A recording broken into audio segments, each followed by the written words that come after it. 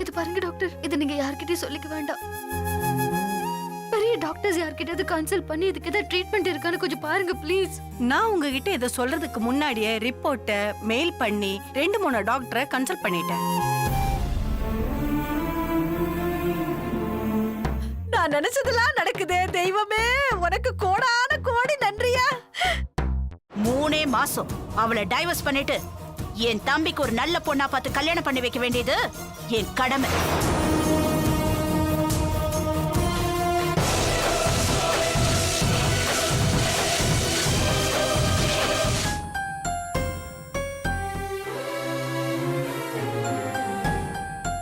தேன்மொழி வயித்துல வளர்ற குழந்தை நார்மலா இல்ல. குழந்தை நார்மலா பிறக்க வாய்ப்பே இல்ல. ஒண்ணு குழந்தை இறந்து பிறக்கும், இல்லைன்னா ஊனமா பிறக்கும்.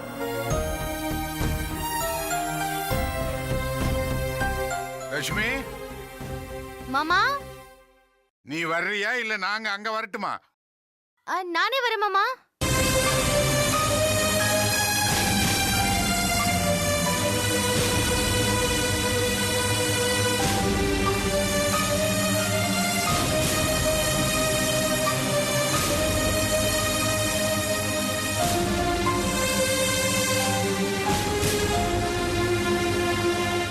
என்னத்த, என்ன மாமா கூப்பிட்டீங்க? எங்கம்மா ஸ்வீட்டு? என்ன ஸ்வீட்டு? இன்னைக்கு செக்கப் போயிட்டு வந்தீங்களாமே, அதுக்கு தான் கேக்குறாரு. என்ன மாமா, செக்கப் பண்ணிட்டு வந்ததுக்கு எல்லாமா ஸ்வீட் கொடுப்பாங்க? ஸ்கேன் பண்ணி குழந்தைய டாக்டர் காட்டினாங்களாமே, இப்பதாம்மா தேன்மொழி சொன்னா.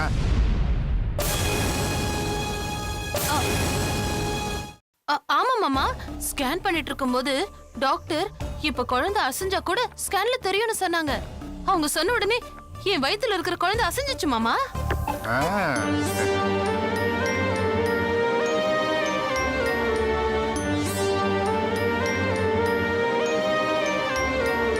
லக்ஷ்மி, ஆ, உன் குழந்தை அசைஞ்சிச்சா?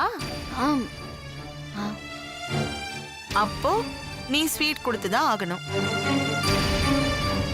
என்னத்த?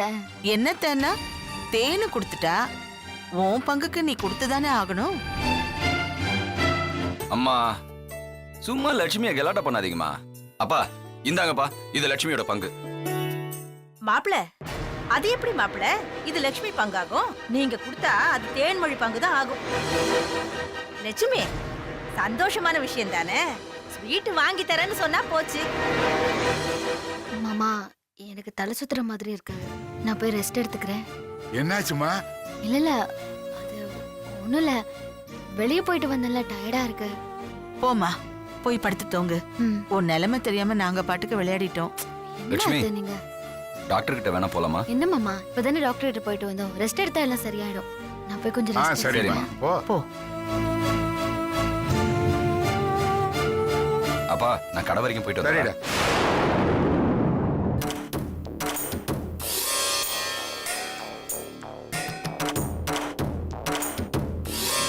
மா, கன்ஃபார்மா அவ குழந்தை காலி.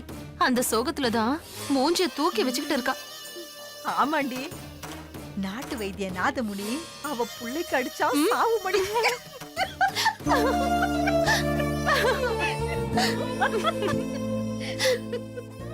உண்மை தெரியாம அக்கா சந்தோஷமா சிரிச்சிட்டு இருக்காங்க. நான் எப்படி அவங்க சந்தோஷத்தை கழிக்கிறது?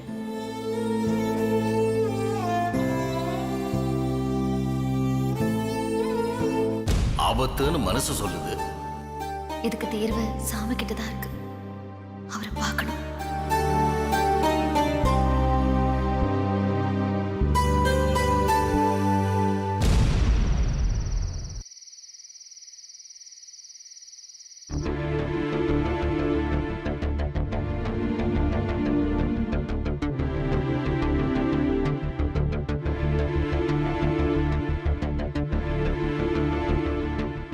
என்ன சித்ரா, இன்னும் வசந்த காணுமேனு பாத்துட்டு இருக்கியா?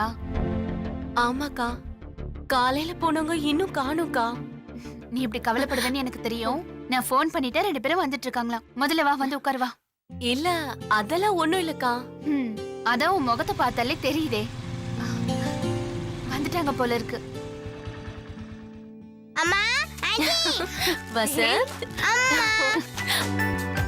அங்கிள் எனக்கு என்னெல்லாம் வாங்கி கொடுத்துருக்காங்க பாருங்களேன். துப்பாக்கி வாங்கி கொடுத்துருக்காரு, கரடி பொம்மை வாங்கி கொடுத்துருக்காரு, பபிள்ஸ் வாங்கி கொடுத்துருக்காரு.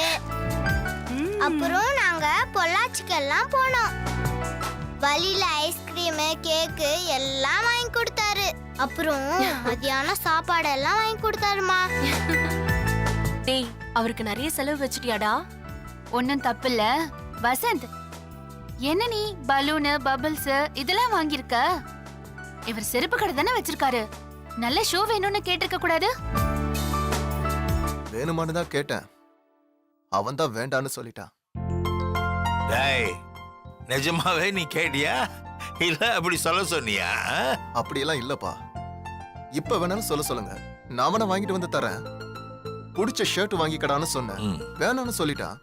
இதெல்லாம் கேட்க கூடாதுங்க, நாம தான் வாங்கி கொடுக்கணும். அவ்வளவுதானே, நாளைக்கே வாங்கி கொடுக்கறேன். வரும்போதே வாங்கி கொடுத்திருந்தா அவன் இன்னும் சந்தோஷப்பட்டிருப்பான்ல. தாத்தா, ஆள் ஆளுக்கு அவரை டார்ச்சர் பண்ணாதீங்க. தப்பு என் மேலதான். ஏங்க, ஒரே நாள்ல அவனை மயக்கிட்டீங்களா? உங்களை பத்தி பேசினதும் இவ்ளோ கோவப்படுறான்? டேய் பெரிய மனுஷா, இனிமே அவரை ஒன்னும் சொல்லலப்பா. ஐயோ ஆண்டி, அவர் செலவு பண்ணா கூட நீங்க ஏன் இவ்வளவு பண்ணீங்கன்னு கேட்கணும். அம்மா, இந்த ஆன்ட்டிக்கு ஒண்ணுமே தெரிய மாட்டேங்குதுமா. அப்புறம் அங்கிளும் நானும் டாய்ஸ் கடைக்கு போனோமா, கடையில என்ன காட்டி உங்க பையனான்னு ஒருத்தர் கேட்டாரு. அதுக்கு உங்க அங்கிள் என்ன சொன்னாரு? ஆமான்னு சொல்லிட்டாரு.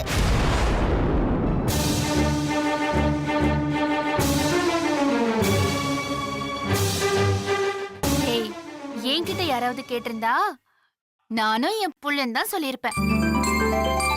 உன்னை மாதிரி ஒரு குட்டி வாழை என் பையனை சொல்லிக்கிறதுல எனக்கும் சந்தோஷம் தானே. ஆ, நான் அதுக்காக சொல்லல லட்சு. என் புள்ள இல்லைன்னு சொன்னா கடைக்காரனுக்கு யாருன்னு விளக்கம் சொல்லணும். அதான் ஆமான்னு சொல்லிட்டேன்.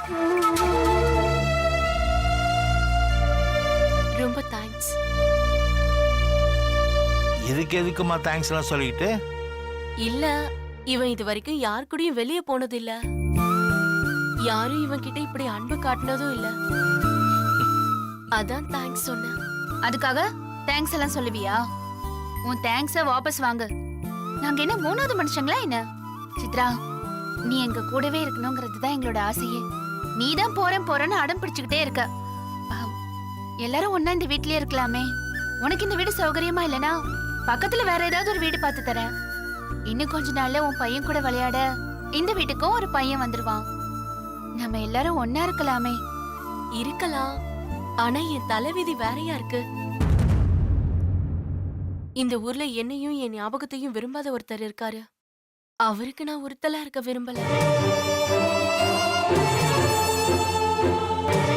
திரும்பவும் அந்த அயோக்கிய ராஸ்கல் பேச்சு எடுக்காத. அவனை நீ மன்னிச்சாலும் நான் மன்னிக்க மாட்டேன். நீ சொல்ல மாட்டேன்னு பிடிவாதமா இருக்கிற ரகசியம் ஒரு நாள் தானா தெரிய வரும். அன்னைக்கு நிச்சயமா அவனுக்கு என் கையால ஒரு அறை இருக்கு. சந்தோஷமா இருக்கிற நேரத்துல எதுக்குமா பழைய பிரச்சனை எழுக்கிற? விடுமா. ஆமாக்கா, அதெல்லாம் மறந்துருங்க. வசந்த், நம்ம மேல போலாமா? போலாம். வரேன்க்கா. என் புருஷன் மேல ஓதிட்டு போற இரு உன்னை. டேய். எவ்வளவு வேதனை இருந்தாலும் உன் புள்ள ஒரு நிமிஷத்துல எல்லாத்தையும் மறக்கடிச்சிடுறான். சரிக்கா, நான் வரேன். சரி.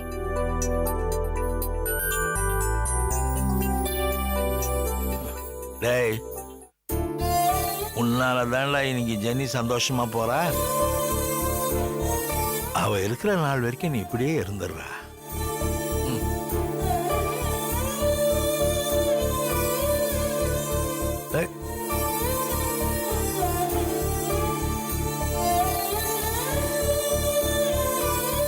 எங்க மாமா அவரு?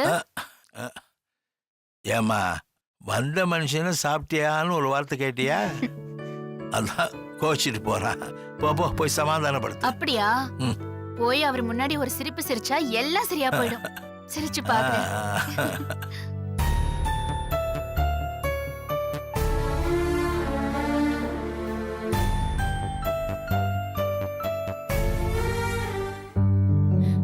அழகா இருக்குல்ல?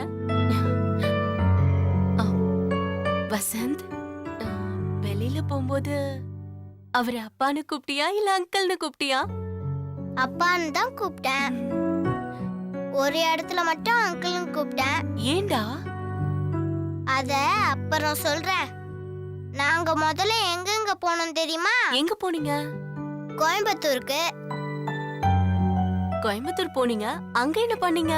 பொம்மை படம் பார்த்தோம். ஓ, அதுக்கப்புறம்? இன்டர்வெல்ல பாப்கார்ன், காஃபி எல்லாம் வாங்கி சாப்பிட்டோம். சரி, படம் விட்டது எங்க போனீங்க? படம் விட்டதும் ஹோட்டலுக்கு சாப்பிட போனோம். ஹோட்டல்ல சாப்பிட்டு அதுக்கப்புறம் எங்க போனீங்க? இந்த பொம்மையெல்லாம் வாங்கணும். சரி, அப்புறம்? ஏமா கேள்வியா கேட்டு என்ன கொடையிற? இல்லடா, உங்க அப்பா என்ன எங்கேயும் கூட்டிட்டு போனது இல்லையா? அதான் உன்னை எங்கெல்லாம் கூட்டிட்டு போனான்னு கேக்குறதுல எனக்கு ஒரு சின்ன சந்தோஷம்டா. சொல்லு, அதுக்கப்புறம் எங்க போனீங்க? அப்புறம் ஒரு இடத்துக்கு போனோம்.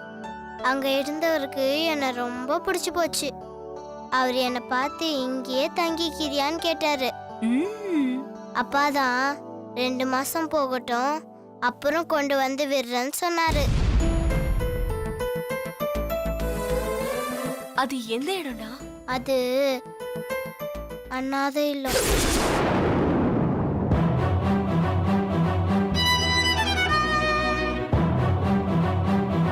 அப்பா அங்க போகும்போது தான் அவர் அங்கிள்னு கூப்பிட சொன்னாரு.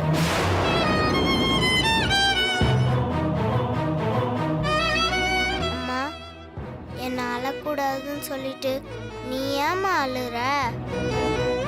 இதுக்கு தான் நான் உன்கிட்ட எதையும் சொல்லக்கூடாதுன்னு நினைச்சேன்.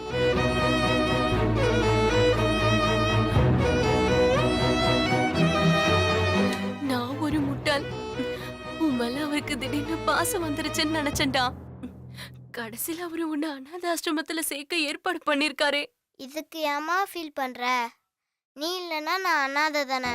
குடும்பமா இருக்கிறவங்களுக்கு நடுவுல எல்லாரும் என்ன அனாதைன்னு கை காட்டி பேசுறதை விட அங்க என்ன மாதிரி இருக்கிறவங்க கூட சேர்ந்து சந்தோஷமா இருக்கிறது தப்பில்லை தானேமா?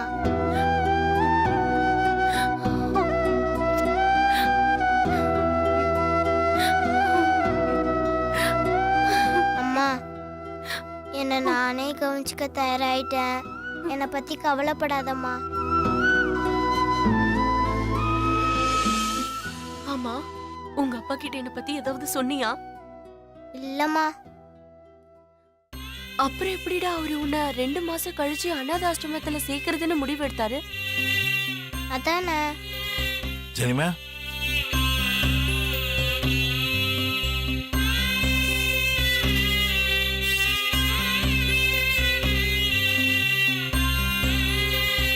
நான் தாம்மா அவங்ககிட்ட எல்லாத்தையும் சொன்னேன். அவன் நம்மளை ஹாஸ்பிட்டலில் பார்த்துட்டான். டாக்டர் என்கிட்ட சொன்னதெல்லாம் கேட்டுட்டான். அதான் வேற வழி இல்லாம எல்லாத்தையும் சொல்லிட்டேன். உண்மை தெரிஞ்சதுக்கு அப்புறம் அவன் மனசு மாறி இருப்பான்னு நினைச்சேன். வலுபாவி பெத்த புள்ளையே அநாத ஆசிரமத்தில் சேர்க்கறதுக்கு கூட்டிட்டு போயிருக்கான். நீ கவலைப்படாதம்மா, இவன் இந்த வீட்டு வாரிசு. நான் இவன் அனாதையா விட்டுற மாட்டேன். மாமா, இப்ப எதுக்கு உணர்ச்சி வசப்படுறீங்க? வசந்த் சொன்னப்போ எனக்கு ஒரு நிமிஷம் சுருக்குன்னு வலிச்சுது. ஆனா யதார்த்தம் என்னன்னு யோசிக்கணும் இல்லையா? அவர் கரெக்டா தான் மாமா யோசிச்சிருக்காரு. அவருக்கு அந்த கஷ்டம் கூட நான் வைக்க மாட்டேன்னு அவருக்கு தெரியல. ஜெனி, மாமா, இது விஷயமா நீங்க அவர்கிட்ட எதுவும் பேசக்கூடாது, புரியுதா? இல்லம்மா, அது ப்ளீஸ் மாமா, இது ஏன் பிரச்சனை? சிரிச்சுக்கிட்டே நான் சமாளிச்சிருவேன். நீங்க போங்க. இல்லம்மா ஜெனி, நான் சொல்றது கொஞ்சம் கேளு. மாமா, நீங்க என்ன அழ வச்சிருவீங்களோன்னு பயமா இருக்கு. போங்க மாமா.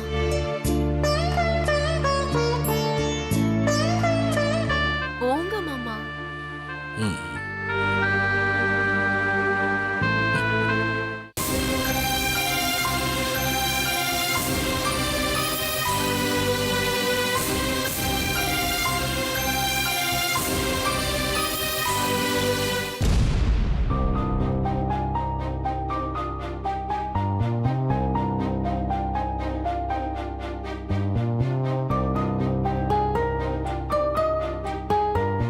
என்னங்க என்னங்க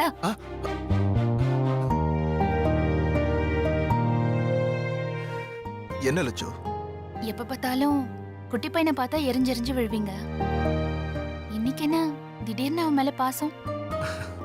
என்னமோ தெரியல, பார்க்க பாவமா இருந்துச்சு. அதான் சும்மா ஒரு ரவுண்ட் போயிட்டு வந்தோம். அப்படிலாம் வேண்டா வெறுப்பா செஞ்ச மாதிரி தெரியலையே. ஆ, நான் போய் சொல்றேன்னு சொல்றியா? ம்ஹும். ஏதோ காரணம் இருக்கு, அதை என்கிட்ட இருந்து மறைக்கிறீங்க. இல்ல லட்சு, 3 மாசத்துல வீட்டை விட்டு போறேன்னு சொல்றா. வாழ்க்கைய வேற தொலைச்சிட்டு நிக்கிறா. அதான் ஒரு பரிதாபம். அதோட இன்னொரு முக்கியமான விஷயம், அடுத்தவங்க புள்ளைய நல்லபடியா பாத்துக்கிட்டா நம்ம புள்ள நல்லபடியா பிறக்கும்ல, அதான். ரொம்ப சுயநலமா யோசிக்கிறீங்க. பரிதாபத்துல உதவி செய்யறது, நம்ம பெருமையை பீத்திக்கிறதுக்காக உதவி செய்யறது, இதெல்லாம் உதவிங்கிறதுக்கு அர்த்தமே இல்லைங்க. அச்சச்சோ, அப்ப நான் தப்பு பண்ணிட்டேனா? ஆமா, இனிமே இந்த மாதிரி எல்லாம் பண்ணாதீங்க. சித்ரா காதல விழுந்தா எவ்வளவு கஷ்டப்படுவா தெரியுமா? நீங்க ஏதோ அவ குழந்தை மேல பாசம் காட்டுறதான்னு நினைச்சிருப்பா. உங்களுக்கு ஏங்க வசந்த் மேல பாசமே வரமாட்டேங்குது? லட்சு, நான் வீட்டை விட்டு வெளியில போகும்போது மாதிரி தான் நினைச்சேன்.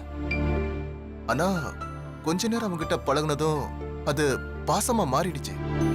இப்ப அவன் மேல எனக்கு உண்மையான பாசம் தான் இருக்கு. நிஜமாவா சொல்றீங்க? God promise Latchu. அவன் இங்க இருந்தா அவனுக்கு ஒரு நல்ல வாழ்க்கையை அமைச்சு கொடுக்க நான் பிளான் பண்ணி வச்சிருக்கேன். என்ன பிளானுங்க?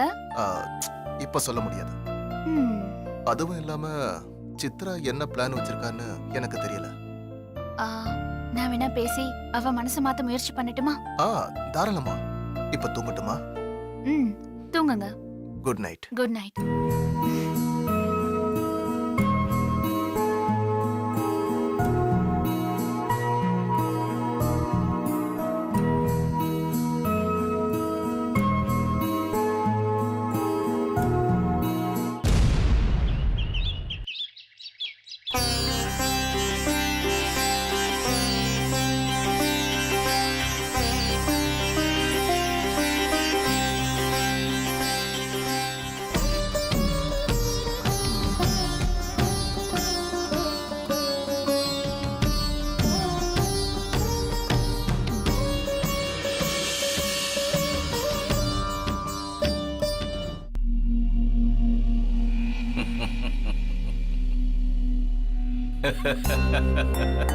என்ன சாமி, நான் கலங்கி போய் வந்திருக்கேன், இப்படி சிரிக்கிறீங்களே?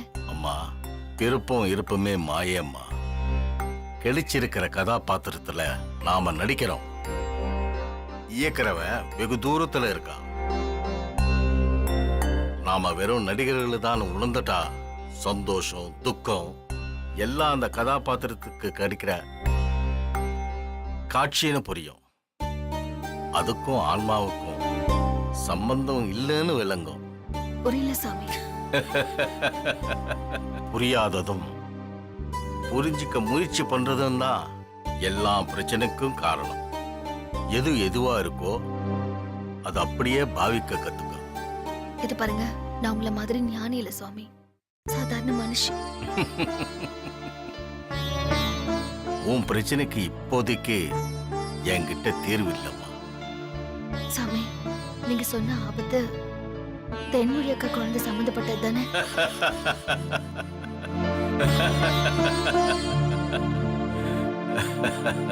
டாக்டர் சொன்னாங்க,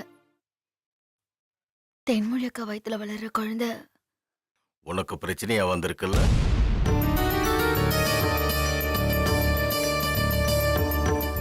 அவங்களுக்கு இந்த விஷயம் எதுவுமே தெரியாது. யாருக்கும் தெரியாம உள்ள வச்சுக்கிட்டு நான் தான் கஷ்டப்படுறேன். அந்த குழந்தை ஏதோ குறையோட பிறக்கும்னு சொல்றாங்க. இதுதான் நடக்க போதா? எல்லாத்துக்குமே சிரிச்சா என்ன சாமி அர்த்தம்? லக்ஷ்மி கடவுள் வினோதமானவன். சில சமயம் பிரச்சனைய ஒருத்தருக்கும் அதனால ஏற்படுற துன்பத்தை இன்னொருத்தருக்குன்னு எழுதி வச்சுட்டு போயிடுவான். அந்த கடவுள் ஏன் அப்படி செய்றாங்கிற கேள்விக்கு எந்த பதிலும் கிடையாது. பிரச்சனை தேன்மொழிக்கு, துன்பம் உனக்கு. இதுதான் விதின்னா இடையில நான் எப்படி மாத்த முடியும்?